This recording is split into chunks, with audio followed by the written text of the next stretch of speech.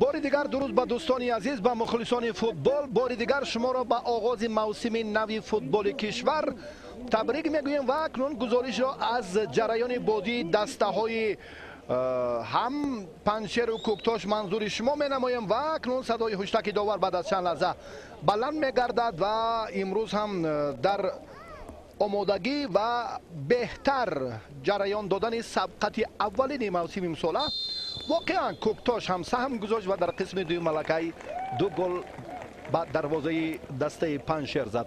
صدای هشتک داور بیاید توجه میکنیم بار دیگر به جریان رقابت هر دو دسته که حالا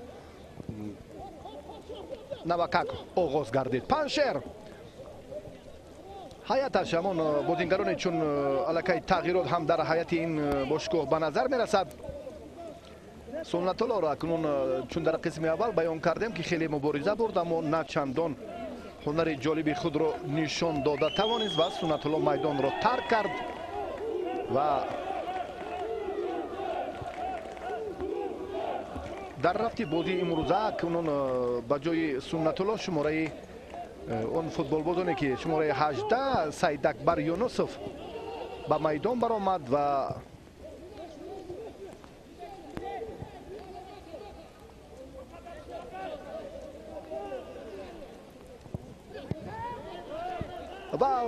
باز هم تغییرات به نظر رسید و باز تحت رقم 7 امروز حسن خالف در میدان خود در نمایی میکند و باز اولین همراه هم اینجا ایدم اکران به انجام رسانیده میتواند و بعدی یک ضربه که بالا هم با جرأتانه این کار عادل به نظر به انجام رسانید و تغییرات هم باز حسن خالف از میدان بیرون برآمد و شماره 8 امروز محمود غیورف با جای او وارد میدان گردید. دو تغییرات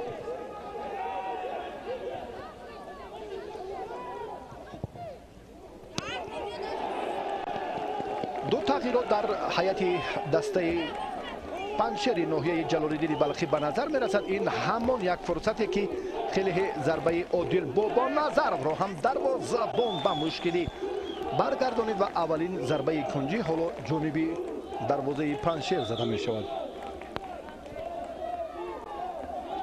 این کار باز عادل با نظر را به انجام میرساند. با خوری جالبی دسته ها رو چون بیان کردیم که در قسم اول و محض تلاش های به پایان فوتبال بازان کوکتاش بود که ثمر آورد. سفرزاده فخرالدین حالا ضربه جریمه میزند، احمد ضربه کنجی میزند. اولین ضربه کنجی در نیمه دوم بازی امروزه. بارش زیادی باران برای با موفقانه انجام دادن این عمل هم تا اندازه تاثیر میرساند و اکنون این یک حالتی که بود از قاعده هم کمی دورتر و اکنون مجبور شد نه ترتیبی که بار دیگر هم برگشت و بعدا هم دوم باره سفرزاده فخرالدین ضربه کنجی را باز توسط کمبیناسیون دیگر انجام داد.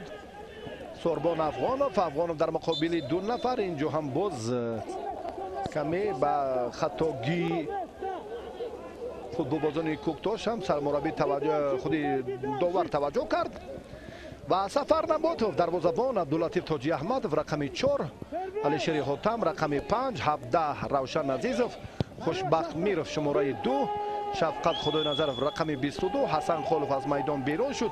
محمود غیورف به حال در میدان به جایش بازی دارد.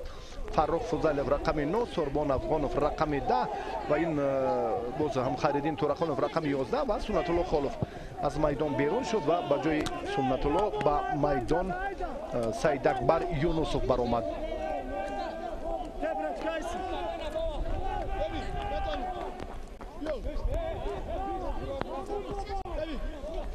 علی یارچور محمد در قسم دوم البته مجبور شد که به خط حمله بیشتر اعتبار دهد و باز هم اینجا 2 نفر بازیگر را عوض کرد و یکی سنت الله خالف به خط نیم محافظت که در با وجود آوردن البته امکانات های مساعد این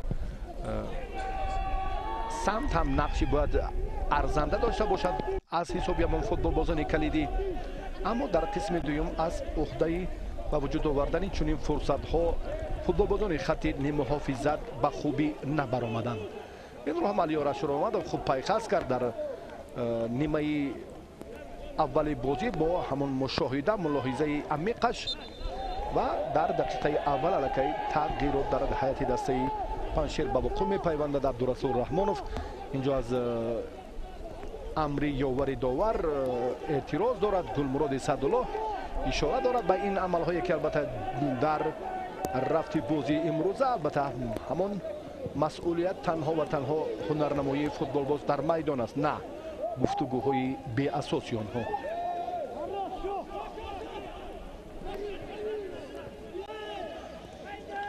باشگاه کوکتاش اینجا بهاویدین خالق دروازه را دفاع میکند. احتم خالبکov شماره 17، پرینس ارتور رقم 4، مؤلف گل یگانه اصلدین منصورов شماره 5، 22 سفرزاده فخرالدین، عبدالرسول رحمانوف رقم 99، ایدم اوکران 19، عادل بابانظرov شماره 7، شاه نظرov شماره 10، محمد علی صادقov رقم 6، محیدین عادلov رقم 11، سرمربی علی جان ترد نظرov و داوری اساسی را چون بیان کردیم که گلمراد سعدالله شهر دوشنبه، ناظر داوران دلاور شاه ارزویف شهر حصار، کمیسر بازی رحمان مرتضایف شهر دوشنبه، علیشری حاتم، شفقت خدای نظرov پرتاب به جریمه‌گاه دسته کوکتاش. اما اینجا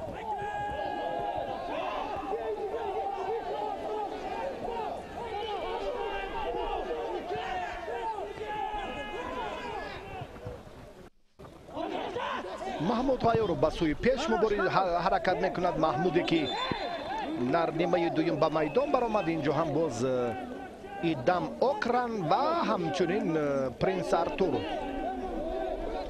عبدالرسول رحمانوف در همین لحظه آسیب دید. مقابل او محمود غیورov غیر قاعده عمل کرد. دوستان عزیز، البته قسم اول بازی تو با همون خاتمه دقیقه های آخرین دهه سیوم برابری رو نشان میداد و عبدالرسول رحمانوف چون اینجا آسیبش جدی است که دکتری دسته به او کمک میکند و ایدم اوکران این فوتبال بازی که هیئت دسته کوکتاش را امسال قوی کرد در لیگ عالی و سفر نباتوف باشد این دروازه‌بانی که البته از لیگ یکم تا به لیگ عالی دسته پنشیر را همراهی دارد و امروز اکنون هرچند تلاش کرد اما دو مراتب مجبور شد که توپ را از توری دروازه‌اش گیرد. آسیب عبدالرسول رحمانوف دست پرور مکتب فوتبال شهری ترسونزاده اینجا جدی است. وقت رو هم کشال دادند. داور اشاره میکند که بیرون از میدان به او کمک نمایند و کوکتاش در بازی امروزه پیش‌صفی را از دست دادنی نیست. این رو هم احتم خالبکov اشاره میکند اگر که جریان بازی رو تیزانند و البته باز هم باید مسئولیت و جدیت عمل کنند شاید نتیجه هم تغییر یابد. البته این ابتدای نیمه دوم بازی است که دقیقه 8 قسم دوم پس سر میگردد و خوش است که البته در مملکت با همون شرکت فعالانه دسته های لیگ عالی بازی ها خیلی در سطح بلند صورت گرفته ایستادن و علاوه خصوص دسته خوجند شهر خوجند و امکانیت باز برای فوتبال بازی دسته لحظه که چگونه دروازه‌بان فارغ ماند و بعدا کاپیتان دسته هم روشن عزیز در این مورد اینها گمان داشتن که در لیگ اول بازی دارند و فرصت هایی که البته در مقابل با یکی از باشگاه های ولایت ختلان اما در لیگ عالی چنین نیست. یک فرصت صرف نظر شد، یک لحظه کاملا علاقه دسته به همان ناکامی روبرو میگردد. شاه نظرov ضربه اولین کنجی زد. فرصتی که برگشتن دفاعگران حد نیست. در همان موقع اوله خود بازیکنان کوکتاش را در نظر دارم. این حالت تکراری همین فرصتی که محمد علی صادق و همچنین عبداللطیف تاجی احمد مبارزه بردند. این یک لحظه که خیلی هم مساعد برای گل سوم فوتبال بازان سرخپوش، اما اینجا همون حالت آفساید را به نظر گرفتن فوتبال بازان دسته پنشیر و دیگر عمل انجام ندادند. باز همون عبدالرسول رحمان است جبر دیده امروز کارش آمد نکرد در قسم دوم و دفعتا هم آسیب دید و اکنون این مراتبه که маҷбур аст довар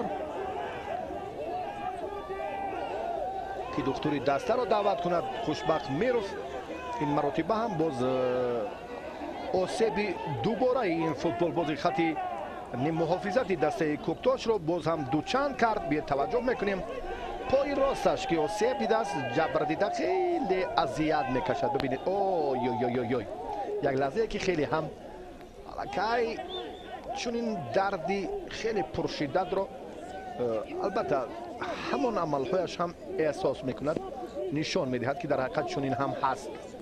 бози ҷараён мегирад Гулмуроди Садулло, ин нафаре ки албатта дар мусобиқоти бошукӯҳи пароқораи Осиё хеле ҳам Тоҷикистонро ба ҳайси довар муаррифӣ мекунад. ва дар ин маврид албатта барои мо ҳам ин мояи ифтихор аст ки ҳайати доварони дараҷаи байналмилалӣ дар Тоҷикистон ҳам шумораашон бештар мегардад.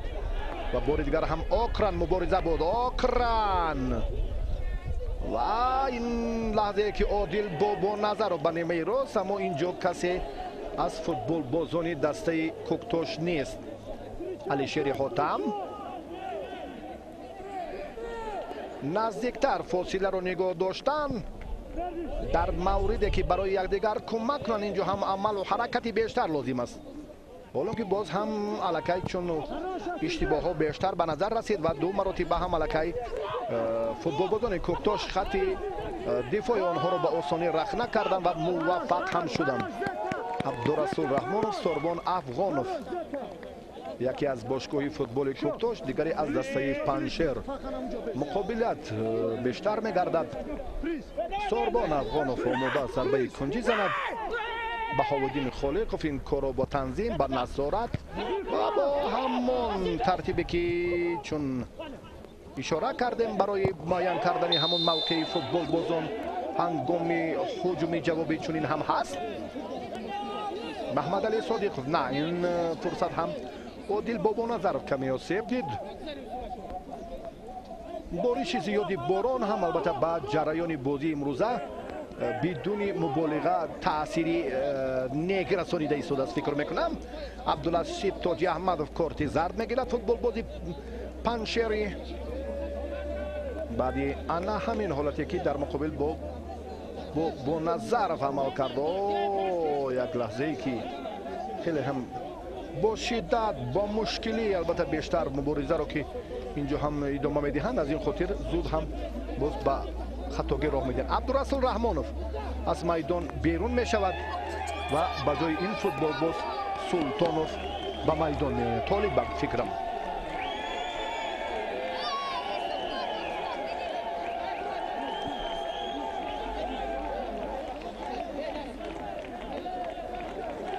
Абдурасул Раҳмонов дар бозии имрӯза бар Азизбек Султонов.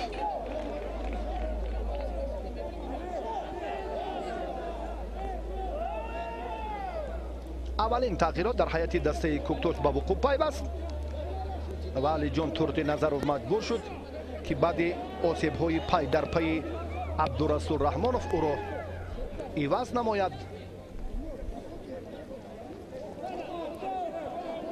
ҳоло Одил Бобоназаров ҳам аз майдон берун мешавад.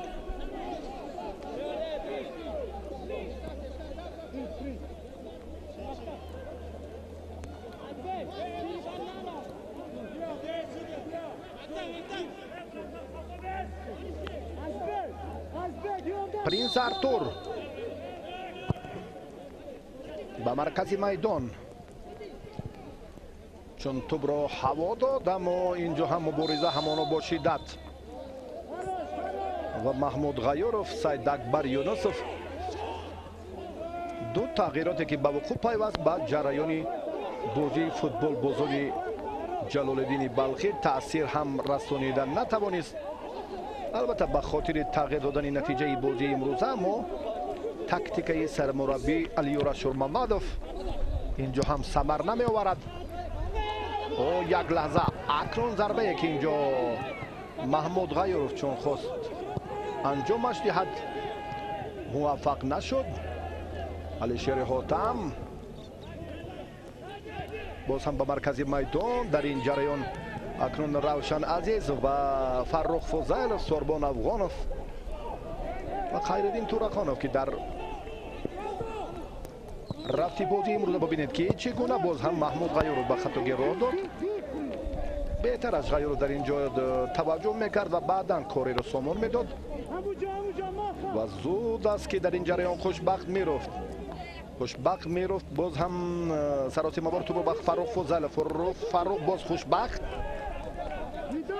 به سوی پیش حرکت میکند، اما اینجا یک بار تو با دست بازیگری دسته کوکتوش برخورد. بعدی مبارزه خوشبخت میرفت.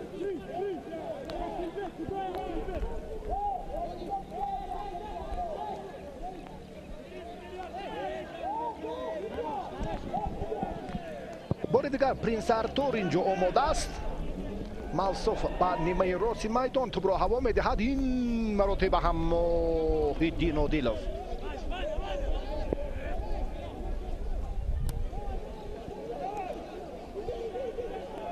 روشن عزیزov و محیدین عادلov.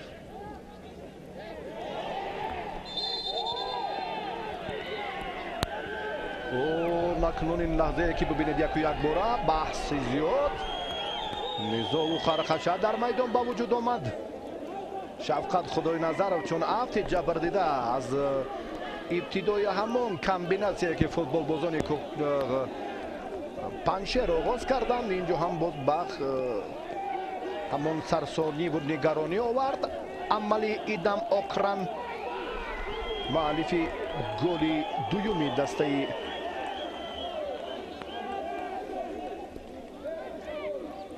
کوکتوش.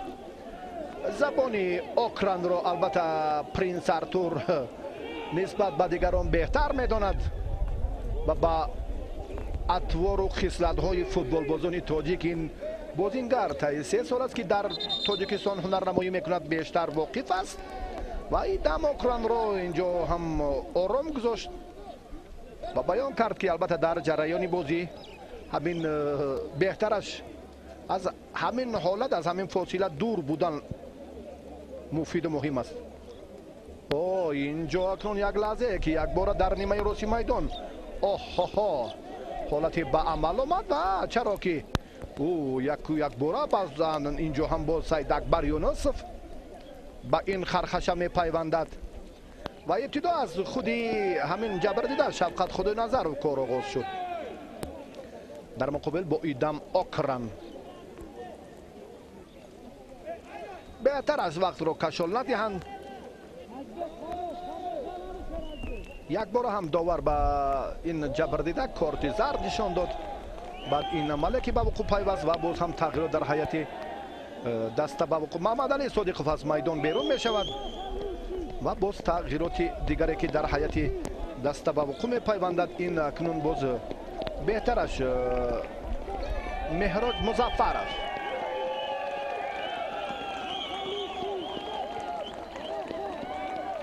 بازیگری سابق خیر شهری وحدت دست پرور همین مکتب فوتبال شهری وحدت است مهراج مظفرov و یکی از نشانزنهای بهترین موسم فوتبال لیگ یکم.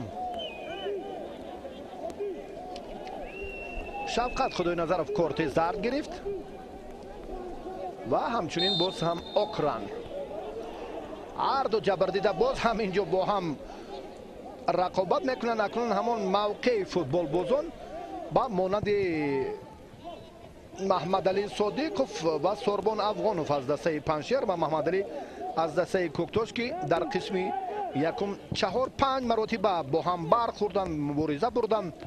از این خاطر البته وابسته به همون موقع شفقت خدای نظرov و همچنین ایدم اوکران زود اینجا هم با هم روبرو می شوند. بار دیگر هم سفر نباتov حمله از مرکز میدان روشن عزیزov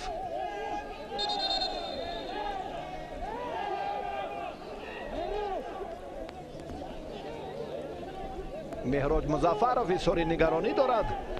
روشن عزیزov کاپیتان دسته پنشر اکنون چون به ناکامی روبرو است دستش و در رفت بازی امروز هر یک اشاره هر یک حرکت باعثی البته نگرانی فوتبالبازان پنجشیر می شود. روحیه آنها خیلی ضعیف است در جریان بازی امروز. البته در قسم دوم چون این امیدوار نبودن که از دسته ای که این سال بار اول در این موسم در لیگ عالی هنرنمایی بکنن. مهراج‌الدین مظفرов تو اندازه دو نفر رو از میدان داور خارج کرد. مهراج‌الدین مظفرов رو که نوکک به میدان برآمد و بعدا روشن عزیزов کاپیتانی دسته پنجشیر رو انا همین است نظام و ترتیب. واقعا همون از همون گفتگوهای زیر لب حلقه خیلی که کارگردان این چهره رو منظوری ما کردن، البته با همون سخنهای قبیحش اینجا دشنام‌هایی که چون بیان شد البته حلقه جدی نظر کنید این حلقه ثابت میگردد. و باز هم شفقت خدای نظرов معذرت روشن عزیزов کاپیتانی دسته روشن عزیزov از میدان بیرون شد. اکنون 10 نفر مقابل 10 نفر از هر دو دسته هم یک نفری کارت سرخ گرفتند. انا همین لحظه که خیلی بحث برانگیز بود، انا همین حالتی که هر دو هم به نزاع و خرخشه را دادند.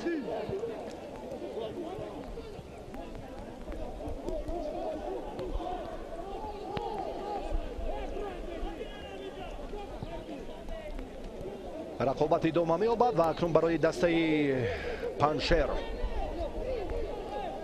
باز هم گرانتر رفتید. کوکتاش در این مورد هم بیشتر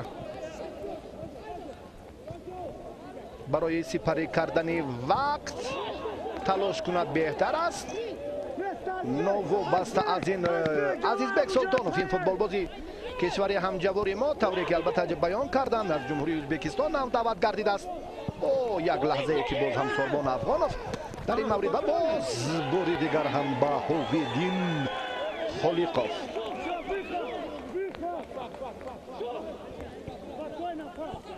نووبسته است. تجربه کمی بازی های لیگ عالی در مقابل با پنجشیر این دروازه‌بان و از بازیگران دسته کوکتاش خیلی خوب هنرنمایی کردند. اگر این وقتی باقی مانده هم به نفع آنها سپری شود الکی باز هم تغییرات رو ما در جدول البته بازی های لیگ عالی خواهیم دید. این زمان استقلال صدرنشین جدول محسوب می‌یابد و پیروزی اولین رو هم استقلال در مقابل با دسته خطلان شهری باختر به دست آورد با حساب 3-1 و همینطور در زمینه اول موقعش رو اشغال کرد. خوجند شهر خوجند باشد بعد از مساوی دوری اول این زمان در مقام دوم است. کلوب مرکزی ورزش ارتش پامیر هم از دیدار اول یک امتیاز به دست آورده است و هر دو دسته هم 3 گلی جانب دروازه یک دیگر زدن و فرصت گل اولین دسته پنجشیر خیریدین تورخانوف در یک فرصتی خیلی مساعد و امکانیت جالب رو هم با ثمر استفاده کرد و حساب را اکنون تغییر داد 1-2. ببینید چه حالتی که به عمل آمد. توجه میکنیم بار دیگر به همین فرصت سازگار که سوربان افغانوف اوی جالب ترین لحظه احسنش بود واقعا هم در همین فرصت و در یک لحظه که فکرش رو هم جنبست کرد و همین کار رو اختیار کرد و دقیق موفق شد محیدین عادلوف. و اکنون اینجا هم باز فوتبالبازان پنجشیر توپ رو در اختیار خود میگیرن. عبداللطیف تاجی احمد و بر کناری راست اینجا هم مبارزه جانبتر میگردد. محمود غیور به سوی پیش رقابت میکنه. محمود ارتور پرینس موفق نشد.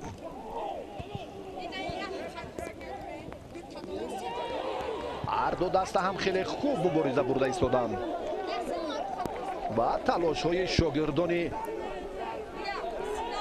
алиёр ашурмамадов дар қисми дуюм то андозе самара бахш буданд ва баъди оне ки аз ҳар ду даста ҳам як нафари корти сурх гирифтанд, ин ҳам боз ҳамон баробари 10 нафари муқобили якдигар сабқат карда истоданд ва акнун барои ҳар ду даста ва баъд барои дастаи паншер ки як хатогӣ бозингарони дастаи ҳарифро хуб истифода карданд ва ҳисобро тағйир доданд. алишери ҳотам баъдан хушбахт меров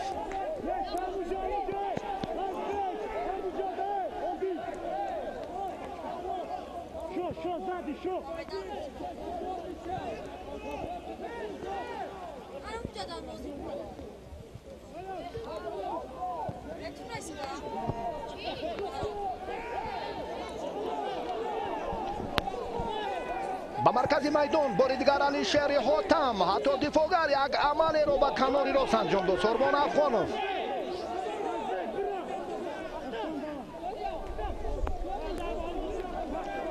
Азизбек Султонов чун бозингари эҳтиётӣ ба майдон баромад. шумораи 9 ҳатто дар ин фурсат ҳам боз равшан ва аллакай Аҳтам Холбеков зуд тӯбро ба бозӣ дароварда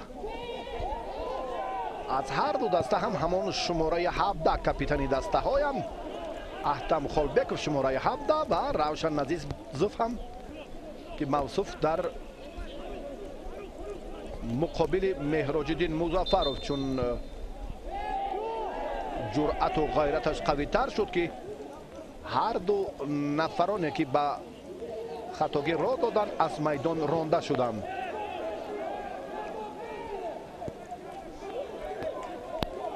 нисбат ба се бозӣ анҷом ёфта инҷо ҳам низому тартиб на ба он сатҳи лозима аз ҷониби футболбозон эътироз ҳамон бархурд талошу мубориза ва футбол ҳам дар ҳақиқат чунин ҳаст, аммо он иллату мушкилиҳои лигаи якум бояд дар лигаи олӣ кам ба назар расад. ба ин самт ҳам бояд мураббиён бештар мароғ зоҳир кунанд ки муҷозот мешаванд ва акнун боз баъди чунин ҳолатҳо ҳам албатта аз бошгоҳҳои футболи иштибоҳ карда ҷуброн карда мешавад чунин фурсатҳо ва акнун бори дигар ҳам идам окран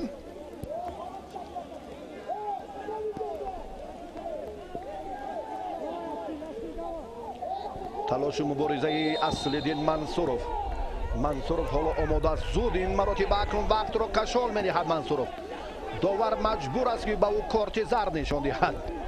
ба футболбози хатти дифои дастаи Кӯктош чӣ хулоса зудтар тӯбро ба бозӣ дароред. ишора мекунанд сабзпӯшҳо ки барояшон вақт қимат аст ва мехоҳанд ки лоақал дар ҳамин дидор ки соҳибони майдон маҳсуб меёбанд як имтиёзро ба даст оваранд. ёдовар мешавем ки баъди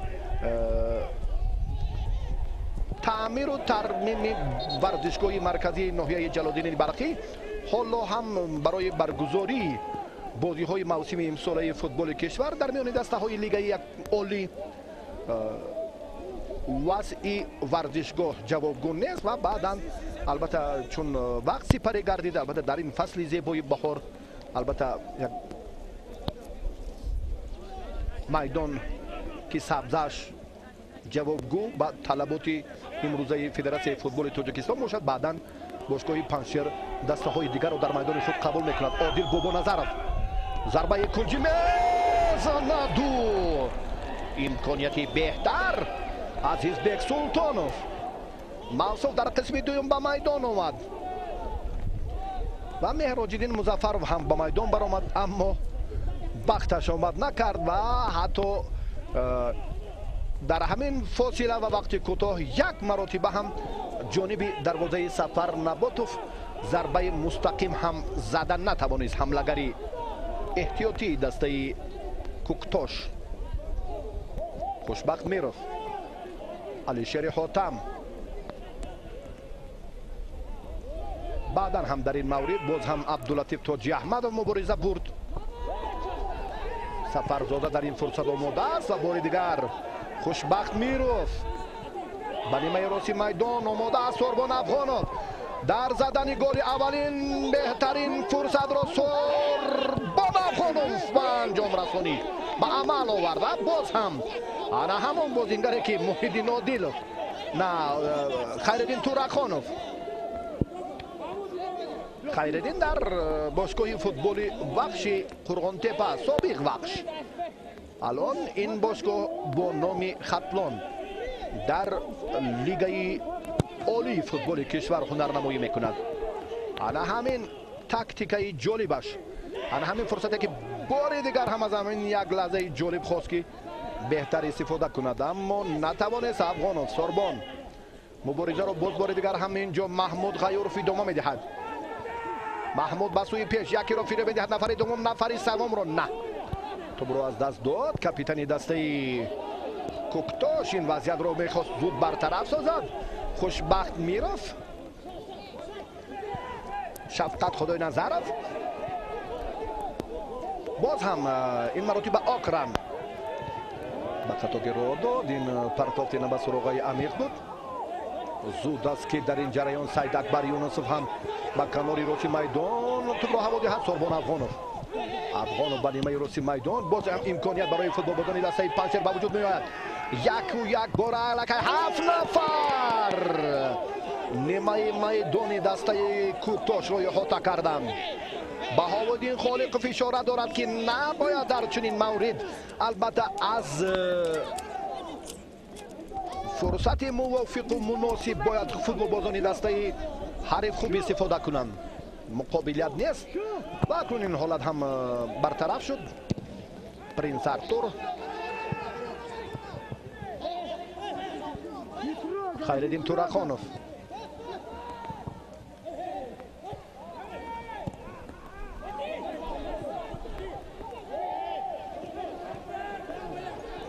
برابری با عمل آمدن چنین فرصتی سازگار خیلی هم تلاش مبارزه خودی سوربان افغانوف به نظر میرسد.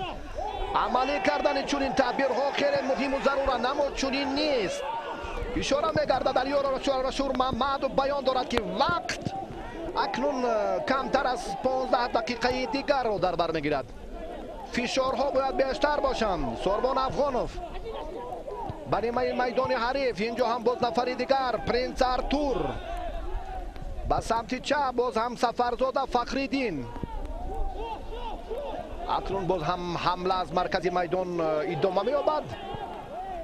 عادل بابا نظرов در این جریان هم باز فعالتر است اما سوربان احسنش میگویم این فوتبال بازی که در قسم دوم خیلی هنرش طبع دل مخلصان است. شفقت خدای نظرов از فاصله خیلی و خیلی دور ضربه زد.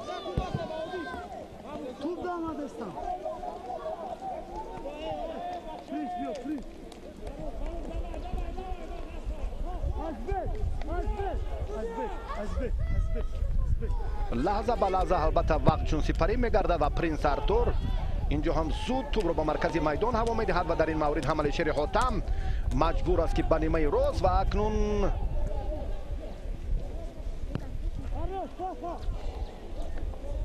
تغییراتی که از هر دو جانب به عمل آمد.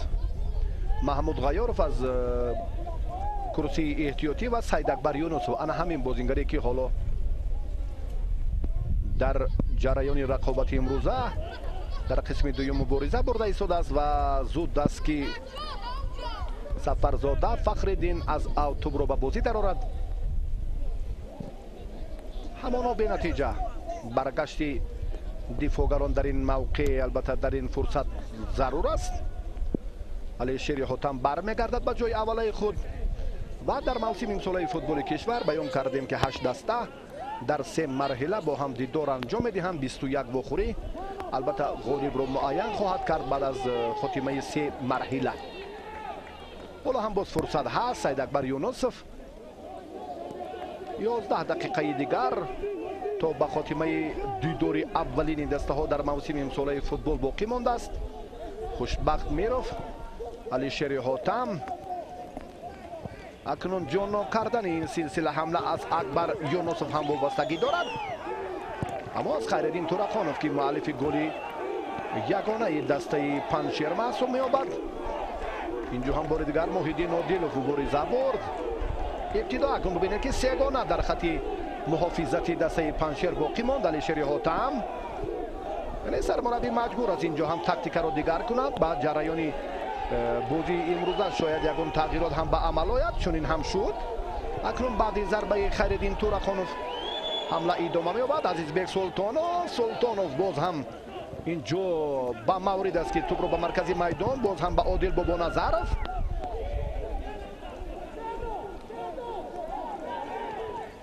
رقابت از مرکزی میدان، اما سوربون به توپ رسیدن نتوانست. خوشبخت میروف، شفقت خداینظرов. دفاعگران اینجا هم وقت رو باید عبداللطیف تاجی احمدov و بعدا هم زود با مورد فرخ فضیلov به سوی پیش. همه سه نفر در خط دفاع و اکنون دوگانه خط حمله هم اینجا تا اندازه باز فعالتر است. سوربون افغانوف همین منطقه رو خیلی جالب میکنه، چرا ایستادگری کرد. سوربون هم دستش رو خوب احساس کردن نتوانست. از دهه آخرین یک دقیقهش هم پسی سر شد. علیور اشور محمدوفی صاحب تجربه اینجا هم خیلی در هیجان است. هم علیور اشور محمدوف و هم علی جان تردی نظرov اینها بازیگران دسته آوازه‌داری پامیرند.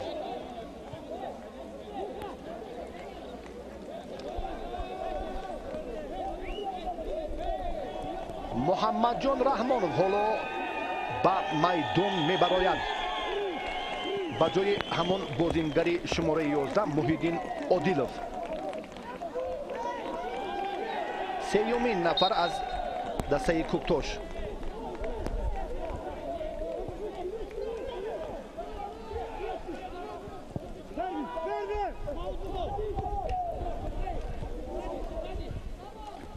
شفقت خداینظرov پرتاب باریگر به محمود غیورov. شفقت نه، این مراتب به سوربون افغانوف هم به کناری راست میدان.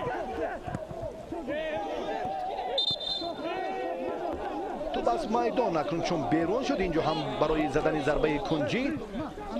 البته فوتبال بازان پنشیر امکان یافتند در دقیقه 82 دیدار. شفقت خداینظرov برمیگردد به همون موقع اولی خویش. بله، این کار رو بیشتر اکنون شفقت به انجام میرساند در حیاتی دسته پنشیر. بعدیانی که کاپیتانی دسته روشن عزیزov کارت سور گرفت. رقابت رو سوربون است که ادامه میدهد. سوربونه که در خط محافظت سمت چپ امروز در قسم دوم خوب بازی داشت. محمد جان رحمانov نوکت چون به میدان برآمد، اما سوربون آماده است که در این جریان باز مقاومت نشان دهد. در همین فرصت هم یک بار باز فرخ فضیلov برگشت به خوشبخت میروف. سوربون افغانوف باز هم خوشبخت میروف به خطا گیر داد در این مورد. اگر دروازه‌بان تنها نمیگذارند، دروازه‌بان رو تنها نگذاشتن. این علیشیر حاتم بود که اینجا هم خیلی جالب رقابت کرد و این وضعیت رو با آسانی برطرف کرده توانست. حالا هم وقت هست برای برابر کردن این لااقل نتیجه بازی امروز. محمد جان رحمانov نوابسته از آنه که تجربه بازی های لیگ عالی رو هم نداشته باشد، اما در لیگ یکم طی چند سال است که در باشگاه فوتبال کوکتوش جالب هنرنمایی میکند و چند پیروزی های دسته کوکتوش هم توسط هنر همین فوتبال باز به دست آمده است. پرینترتور و همچنین اکران با کناری راست میدان سلسله هجوم های جالب و پیوسته. باز هم سفرزاده فخرالدین یک کوشش را انجام داد، اما اینجا سفر نبات و پیش دستی کرد. خوشبخت میروف، فرخ فضیلov یک بار سعی دکبر یونس با سمت چپ میدان. در این موقع سوربون افغانوف قرار داشت، اما هجوم آنها با موفقانه انجام نمی‌یابد. خوشبخت میروف برگشتی باز توپ به علیشیر حاتم و بعدا هم عبداللطیف تاجی احمدov. 5 دقیقه دیگر دسته ها در اختیار دارند. عزیزبek سلطانوف، این حمله باز هم جالبی فوتبال بازونی کوکتاش است و داور بعد این اشتباه به جریمه 11 متره اشاره میکند که سید اکبر یونس فشار آورد و اینجا شاه نظرف را افتانید. ایدم آکران، یه توجه میکنیم بار دیگر به همین حالت. اگر در فرصتی که داور خود این نقطه را خوب احساس میکند الکی، چون که در فاصله خیلی نزدیک با او قرار داشت و اکنون مقاومت نشان دادن این فوتبال بازی که از کرسی احتیاطی برآمد با برار انجام نیافت. ایدم آکران مؤلف گل دوم دسته کوکتاش حالا اکنون انتظار می رود در این موردی که امر داور را، البته خود بازیگران انتظارند از این موردی که خیلی و خیلی سفر نباتوف در خجیل است. چی باید کرد؟ تقدیری انا همین فرصت به دستی سفر نباتوف یا ایدم آکران ضربه میزند و زود از در این جریان که بختش آمد نکرد و این ضربه جریمه 11 متر هم به ثمر نرسیده و واقعا برای دسته پنشر هم در جریان بازی امروزه اگر توانند که نتیجه را برابر سازند خیلی با زحمت و با مشکلی زیاد که الکی 4 دقیقه دیگر در اختیار دارند. آکران حالا جریان بازی خیلی با پرشدت و جالب است، حتی فرصتی نیست که همون حالت تکرار رو بار دیگر با هم ببینیم که چگونه آکران از این امکانیت استفاده کردن نتواند. انا همین لحظه همین حالتی که تو با تیری دروازه برخورد، با ستون دروازه ستون چپی دروازه برخورد و اکنون آکران موفق نشد.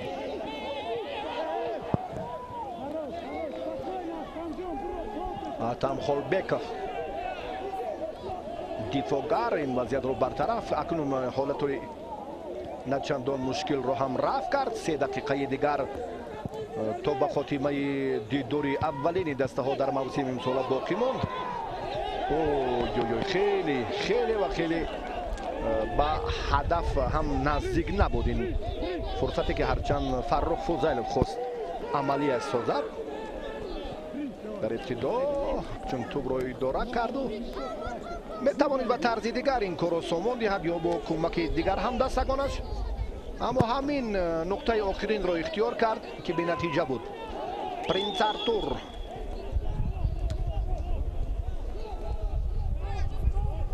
خوشبخت میروف، عبداللطیف تاجی احمدوف،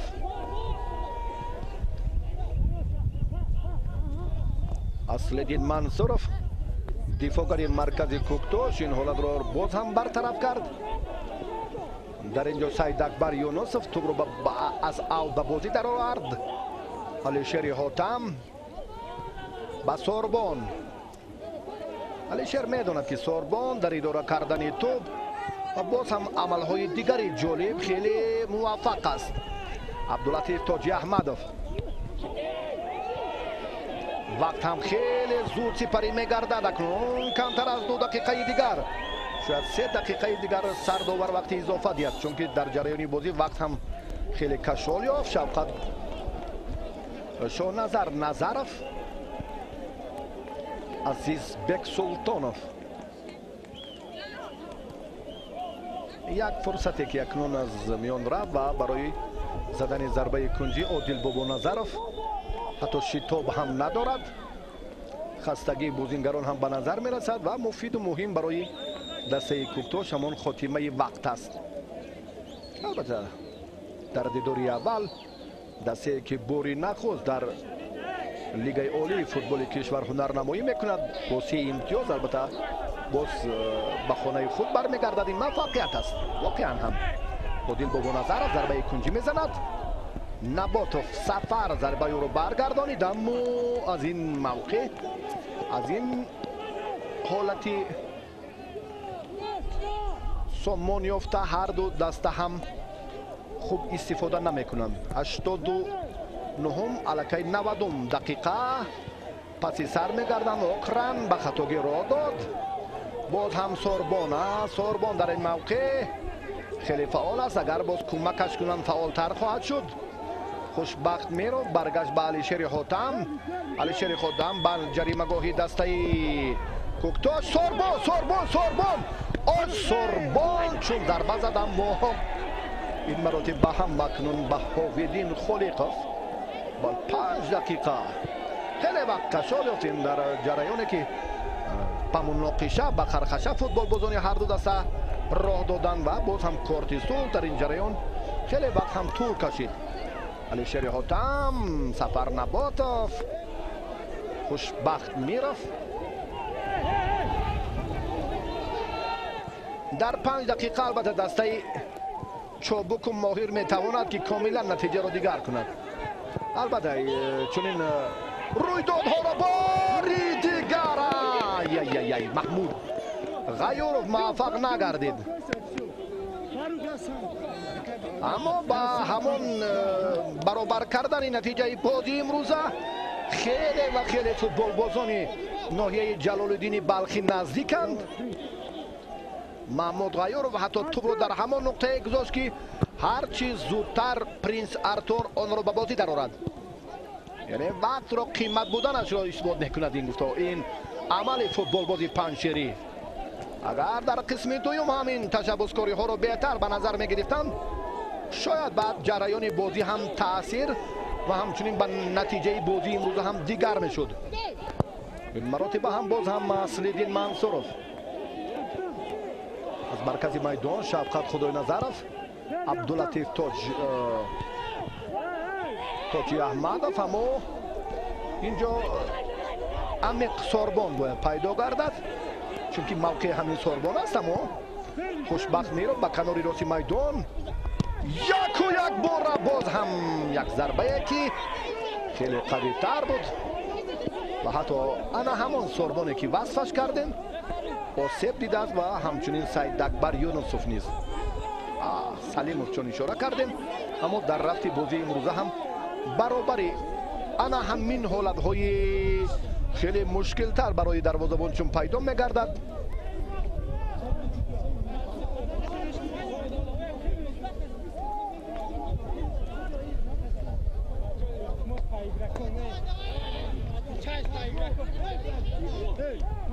دقیقه سیومی وقتی اضافه پاسی سر می شود اما به نیمه راست میدان اینجا هم زود است که شفقت خدای نظر ضربه زند. ضربه نوبتی کنجی فوتبال بازان پنجشیر هم ثمر نمی آورد. همه در تکاپو، همه در تلاش و مبارزه و جد و جهد، همه برای باز هم